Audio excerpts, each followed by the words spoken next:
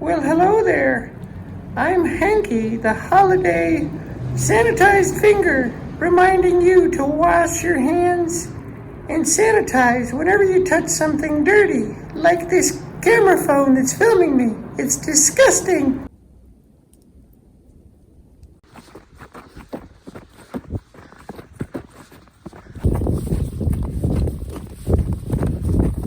I'm in the middle of a boot slog up the old stage road, and even though it's technically a trail, you can see where you're going the whole time, and it climbs at a steady, say 12% grade. So you're just looking at this steep dirt roady thing in front of you the whole time, and it's physically intense. It's intense to hike up. It's intense to run up, and right now I'm doing it in my big boots in a very slippery 2 inches of warm snow. So it's a lot of my legs spinning out from underneath me and really trying to get lower in my squat to get grip, to get purchase. So it started out pretty intensely, and I had a thought, so I started recording that thought, and the thought went on for like 4 or 5 minutes, and before I knew it, I was turning the recorder off, and I was at a particular milestone in the trail, about 0.6 of a mile in, not really a milestone, and it's like, holy cow, I'm already here. And I didn't even notice that I was running the whole time that I was recording. But the moment I turned the recorder off, yeah, that happens a lot on this slick stuff. The snow's packed down by trucks and ATVs, so it gets slippery. Anyway, the moment that I turned the recorder off and got back to the run, I noticed the intensity. I noticed how my legs were feeling doing the activity. And it's like, whoa, that's a lot. Climbing up this in a half squat position in big boots is intense. And I just noticed the different experiences that we have when we move through the world using different lenses. And we can put lenses on, take lenses off all the time. We do it throughout the day, and the recording a thought lens, which is really exciting to me, completely removes me from the experience my body is having. And I was excitedly moving up the mountain at the same pace without any notice of effort. But the moment that lens was taken off, and now, here I am. I'm present. I'm in the present moment. As so many people talk about, I'm in my body. I'm being mindful of my body. And it's like, wow, that's a lot. And so I processed that, which got me to get the camera out, which now suddenly I'm not as present to my body anymore. And I'm now 1.5 miles into the run. It's 2 miles straight up, stop, turn around, 2 miles back. And I'm already 3/4 of the way done. It's like, whoa, how fascinating is that? These different lenses and how some of them are like magnifying glasses. Some of them magnify the intensity of the moment, the light of consciousness, and they can burn you. You can burn something in the outside world when you're so intently focused on it. It's called anger. Or you can burn yourself when that lens is turned around and face backward at a particular aspect of you. Self-consciousness or body consciousness or discomfort consciousness. And the goal for me is always, when I'm in a challenging state, to get rid of the focused magnifying glass, laser sharp lens, and instead go into a more diffuse peripheral vision lens that doesn't really give me clarity of any one thing in high resolution, but instead gives me a general feeling of a larger experience. How my body feels is just one part of this experience. It's not the entirety. So I have to keep reminding myself to go into that diffuse view, diffuse experience, and then I'll make it up without a problem. And that's something I do on a regular basis, but just now it became so clear to me how when I use these tightly focused lenses, it often leads me to fall down in life. I fall down in the activity that I'm engaged in. Tonight I'm going to put the camera away before I fall down on the trail again. Got about 4 inches of snow here at 2,300 feet, close to the top. I'm waiting in the veterinarian parking lot. Just took Mama Cat in. She's been acting very strange the last 5 days. Hasn't really been doing much but sleeping, which is not like her. So they're making me wait in the car while they take care of her. So she's in there all alone. I think she's 10 years old. I don't know. She was eating compost in our garden in 2012. That's when we met her.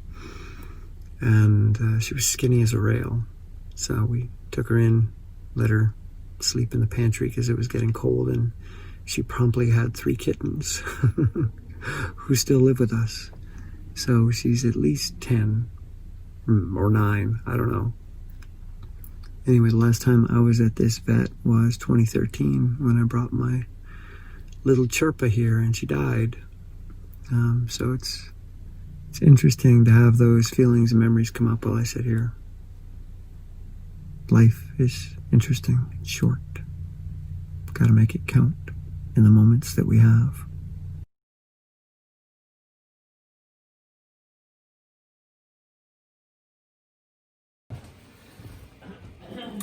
Okay, Mama. There you go. There you go. In today's pantry project, I am building a wheelie cart with very strong wheels with brakes for the freezer, which is going to go into our hot water and furnace closet. So I'm going to slide it back in so that it's not sticking into the pantry. And there's the freezer in its new home. And those wheels make it super easy to move it around even when it's full.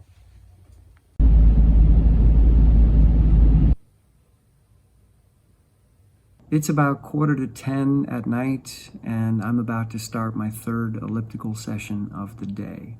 But it's not on a to-do list anywhere, and I don't feel that I need to get it done. I just feel like I want to do it, like I'm being pulled in that direction. At 9 o'clock, I finished my 2nd elliptical session, which was 1 hour and 15 minutes. The first was this morning, and that was 20 minutes. And this morning and earlier this evening, I watched a film. And I find that when I watch a movie on the elliptical, for the most part, I'm distracted from what I'm doing, moving at pretty high resistance, not intensity, but resistance. It's hard to move those pedals. And that resistance becomes much more obvious when your energy drops. And for me, it drops during dialogue, people talking. I love watching people move, but I'm not really a fan of watching people talk when I'm on that machine. So I can watch a lecture at home or here in the office, and I'm fine. I'm totally tuned in. I'm taking notes. But if I try to watch the same information on the elliptical, I can't do it. I can't watch people talk. So when there's a dialogue-heavy scene in a film, I really feel the resistance of that machine. It's hard to move those pedals. And the longer that dialogue lasts or the longer the action wanes, the more I'm like, wow, okay, I need to get off of this thing. So I don't want to end my day with a negative experience on the elliptical. I want to make sure that it's something that I associate with empowerment. So I'm going to queue up some track races on YouTube and watch those instead of a film. And I'm just going to do a 30-minute session. And what I found is that when I'm watching people move, mentally, I'm bored to death, but physically, I love it. So this goes back to left hemisphere, right hemisphere. My left hemisphere is watching this going, oh my God, I'm bored out of my mind. But my right hemisphere is noticing the movement. It's noticing the intensity. It's noticing the facial expressions. It's noticing body posture and form. It's soaking up all the human information that's taking place, the drama that's playing out. And I get really physically into it, even though my left hemisphere is counting laps. If it's a 5K on an indoor track, it's like 25 laps. Are you kidding me? And my body's like, go, go, go. So this has been a really interesting experience for me because a film engages my left hemisphere more, but a track race engages my right hemisphere more. So my right hemisphere doesn't like the film as much, and my left hemisphere doesn't like the track as much or watching races. But the result is that I have a better experience on the elliptical watching the races, watching people move. And here's the more interesting part. I like to watch women's races because the times that elite women run are often very close to the times that I'm running or a little bit faster. And if they're super elite women, they're quite a bit faster.